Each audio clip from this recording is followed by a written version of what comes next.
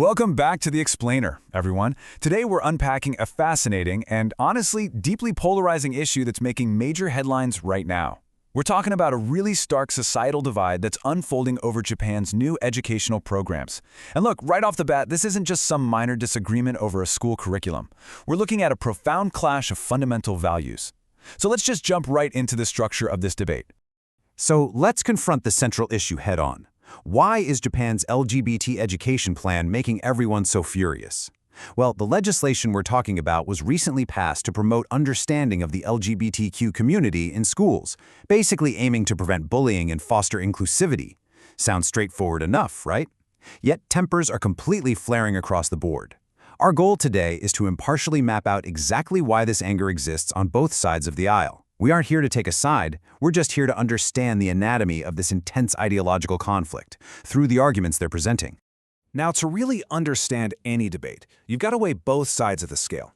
Let's start by looking at the advocates demanding change. For these critics of Japan's traditional stance, the introduction of this new LGBT education plan is just a necessary and frankly long overdue push for basic equality. They look at the current societal structure and they see a system that needs fundamental reform to actually support and protect all of its citizens. But what's really fascinating here is how this pushes Japan's domestic debate right onto the global stage. Critics are quick to point out a very specific geopolitical fact. Japan currently stands as literally the only G7 nation blocking this type of equality. According to the source material, advocates argue that this isolated position makes the country look, quote, prehistoric. That's a pretty strong word, right? But it really shows how advocates feel Japan is just severely lagging behind the rest of the developed world on this specific issue. And that brings us to the absolute core of the advocates' grievance. The critics argue that the status quo goes way beyond just a simple difference of opinion. They state that denying couples basic legal rights is an act of pure discrimination.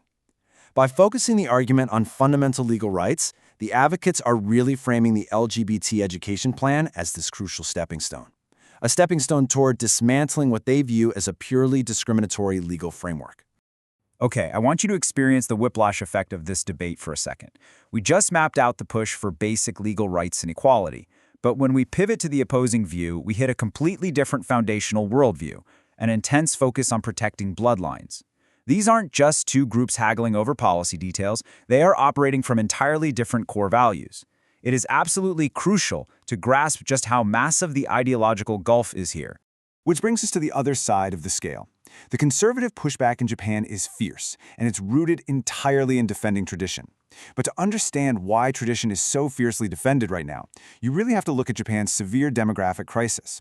With a rapidly aging population and plummeting birth rates, traditionalists are feeling this immense existential anxiety about the future of the entire nation. For many Japanese conservatives, the current societal structures aren't broken. To them, they are the very pillars holding society up, and they see these new educational plans as a direct threat to that foundation. The crucial point to understand here is the powerful metaphor conservatives use to describe their fear. For many, these new school programs are viewed as a Trojan horse. They look outward at what's happened in Europe, and they worry a similar pattern is going to unfold in Japan. They genuinely fear that classrooms are being hijacked by what some explicitly call, quote, LGBT propaganda. It's a really striking use of language, and it just highlights their deep, deep mistrust of the education plan's true intentions. So let's actually break down the nuts and bolts of their logic. Our source outlines the conservative rationale in three very clear interconnected points. First off, they argue the institution of marriage exists strictly to protect bloodlines. Second, and this ties directly back to that existential anxiety over demographics we just talked about, its purpose is to boost the birth rate. And third, applying this logic, they state that no matter how much love two men might share, what comes from that love will, quote, never need a maternity. They are defining marriage and societal structure strictly through the lens of biological reproduction and traditional family continuation. So we've seen two completely incompatible views of society today, haven't we? You've got advocates calling the lack of legal rights pure discrimination and prehistoric, and on the flip side, conservatives viewing the education plans as a Trojan horse meant to dismantle marriage and bloodlines, which leaves us with this final, really provocative thought.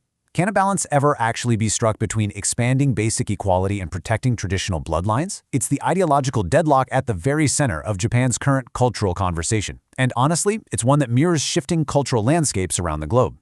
Thank you so much for joining me to unpack this incredibly complex issue in today's Explainer. Keep questioning, keep learning, and I'll see you next time.